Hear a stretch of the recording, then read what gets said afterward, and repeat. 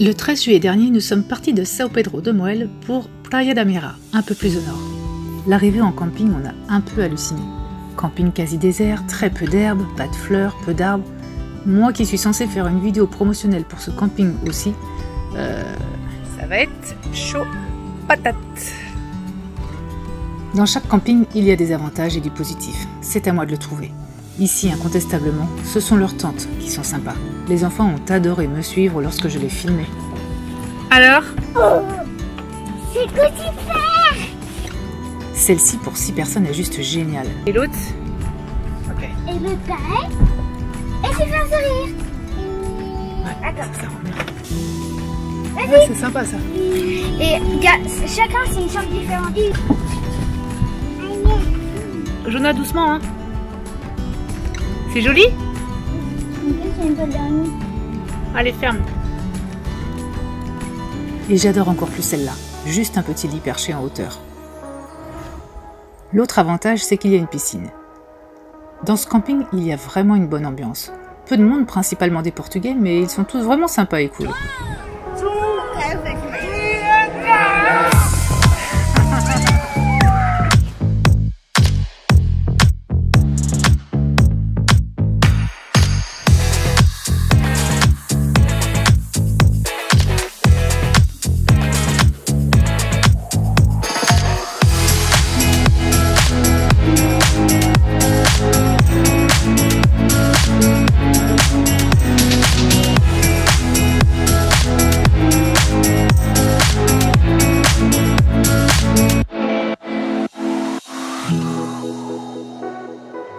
Praia da Mira, c'est une station balnéaire dynamique et touristique, mais il y a aussi beaucoup de locaux.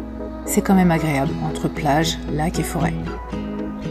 On a beaucoup de travail depuis juin avec Christophe, mais on se prend quand même du temps avec les enfants. Et puis, pour ceux qui me demandent pour le pass sanitaire... Alors, il y en a beaucoup qui nous posent des questions concernant le Portugal pour le Covid, comment ça se passe. Depuis qu'on est arrivé, franchement ça va, hein, on ressent pas la GNR partout, on n'a pas vu trop de répression.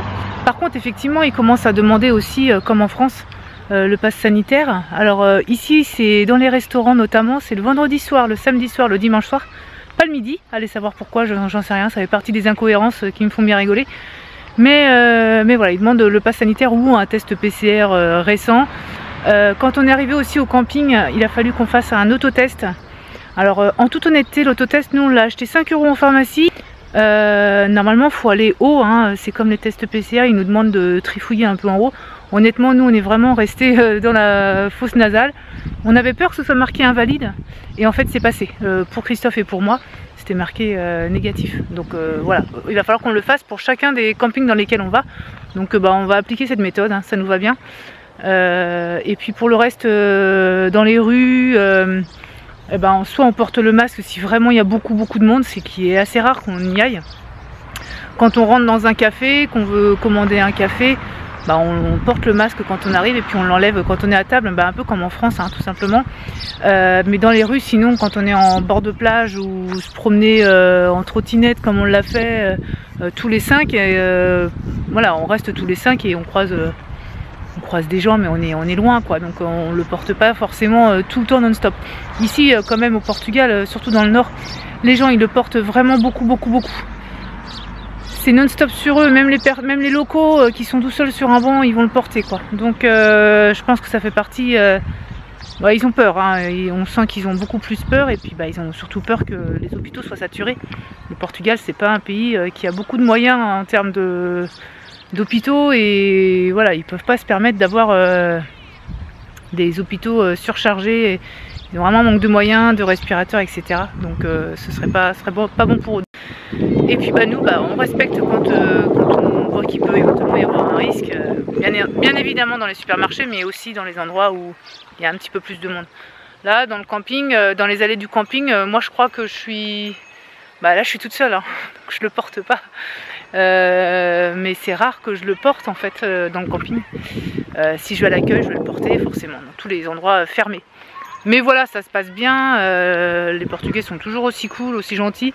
Il y a une très bonne ambiance ici, là, dans ce camping-là. Les gens dansent, ils chantent. Dans la piscine, il y a toujours un petit peu d'ambiance, il y a de la musique, il y a du rock.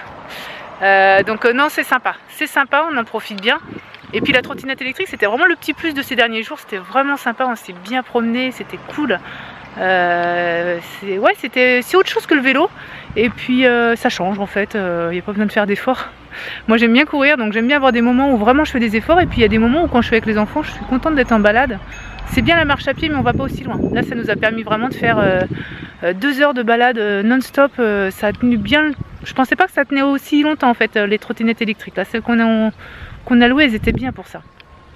Donc 2 heures, et puis au bout de 2 heures, il y en a une qui avait plus de batterie, mais on était juste à côté. Donc c'était cool, c'était une bonne expérience. Je pense que ce sera à refaire.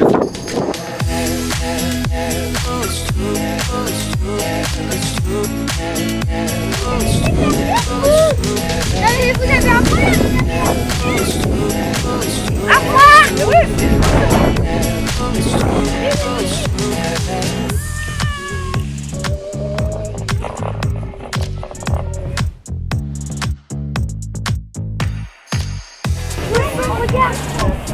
Ouais, il y en a des gros.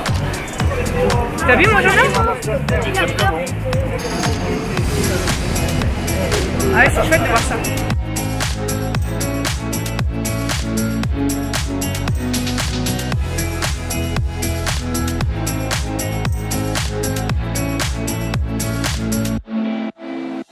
Et vous, où êtes-vous pour vos vacances? Tout se passe bien?